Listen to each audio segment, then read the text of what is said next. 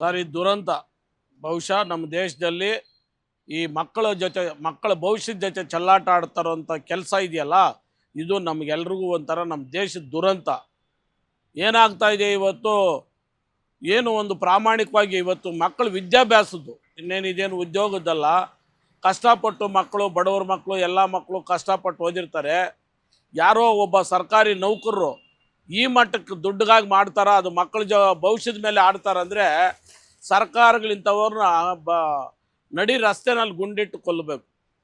ಯಾರು ತಲೆ ಮ್ಯಾಗ ಬಟ್ಟಿಲ್ದೇ ಇರೋರನ್ನ ಯಾವುದೋ ಕೇಸಲ್ಲಿ ಸಿಕ್ಕಾಕೊಂಡ್ರೆ ಅವ್ರನ್ನ ತಗೊಂಬಂದು ಗೋಲಿಬಾರ್ ಮಾಡೋದು, ಅವ್ರನ್ನ ಗುಂಡಿಟ್ಟು ಕೊಲ್ಲೋದಲ್ಲ. ಇಂಥವ್ರಿಗೆ ಬೇಲ್ ಕೂಡ ಕೊಡ್ಕೊಡ್ದು. ಇವತ್ತು ಇವರೆಲ್ಲ ಬೇಲುಗಳ ಮೇಲೆ ಇವತ್ತು ದುಡ್ಡಿರೋರು ಏನೇ ತಪ್ಪು ಮಾಡಿದ್ರು ಕೂಡ ನ್ಯಾಯಾಂಗಗಳು ಇವ್ರಿಗೆಲ್ಲ ಇವತ್ತು ರಿಲೀಫ್ ಕೊಡ್ತಾ ಇರೋದ್ರಿಂದ ಇಂಥವೆಲ್ಲ ನಡೀತಾ ಇದ್ದಾವೆ.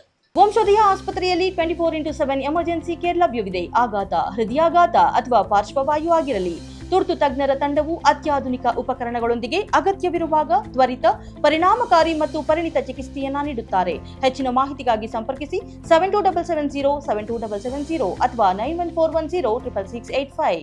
ಯಾವನು ಭ್ರಷ್ಟಾಚಾರದಲ್ಲಿ ಇಂಥ ಒಂದು ಏನು ಕೃತ್ಯದಲ್ಲಿ ತೊಡಗಿರ್ತಾನೋ ಅವನ್ನ ಇಮಿಡಿಯೇಟಾಗಿ ಡಿಸ್ಮಿಸ್ ಮಾಡಬೇಕು, ಜೈಲಿಗೆ ಹಾಕಬೇಕು. ಮತ್ತೆ ಇದು ಆರೋಪ ಪ್ರತ್ಯಾರೋಪಕ್ಕೆ ಮಾಡ್ತಾರಲ್ಲ, ಇದು ಯಾವುದೇ ಪಕ್ಷ ಇರಲಿ ಇದೆಲ್ರಿಗೂ ನಾಚಿಕೆ ಆಗಬೇಕು. ಮಾನ ಮರ್ಯಾದೆ ಇದ್ದರೆ ಇವರು ಭ್ರಷ್ಟಾಚಾರದ ವಿರುದ್ಧವಾಗಿ ಎಲ್ಲರೂ ಮಾತಾಡಬೇಕು. ಇದು ಪಕ್ಷಗಳು ನೋಡಬಾರ್ದು. ಇಲ್ಲಿ ಮಕ್ಕಳ ಭವಿಷ್ಯ, ಇದು ಎಲ್ಲ ಮಕ್ಕಳ ಭವಿಷ್ಯ ಹಾಳಾಗೋಗ್ತದೆ. ಎಲ್ಲ ಜಾತಿ, ಎಲ್ಲ ಪಕ್ಷದ ಮಕ್ಕಳ ಭವಿಷ್ಯ ಕೂಡ ಇವತ್ತು ಹಾಳಾಗೋಗ್ತದ. ಎಷ್ಟು ದಿವಸ ಈ ರೀತಿ ಮಕ್ಕಳು ಇವತ್ತು CETದು ಭ್ರಷ್ಟಾಚಾರನೇ, ಯಾವುದೇ ಉದ್ಯೋಗ, ಮೊನ್ನೆ KMF ನೋಡ್ತೀವಿ ಅದು ಕೂಡ ಬೋಗಸೆ, KAS ನೋಡ್ತೀವಿ ಅದರದ್ದು ಬೋಗಸೆ.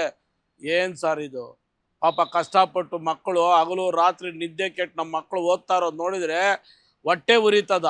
ಅಂಥ ಮಕ್ಕಳ ಭವಿಷ್ಯಕ್ಕೆ ಇವ್ರು ಯಾರೋ ಇರೋರು ದುಡ್ಡಿದೆ ಅಂತೇಳಿ ಆ ಲಂಚ ತಕೊಂಡು ಆ ಲಂಚದ ಆ ಕಸ ತಿನ್ನಕ್ಕಾಗಿ ಆ ಮಕ್ಕಳ ಭವಿಷ್ಯದ ಜೊತೆ ಚೆಲ್ಲಾಟ ಆಡ್ತಾರಲ್ಲ, ಇವು ದೇಶದ ಭವಿಷ್ಯ ಮುಂದೆ ಏನಾಗ್ತದ?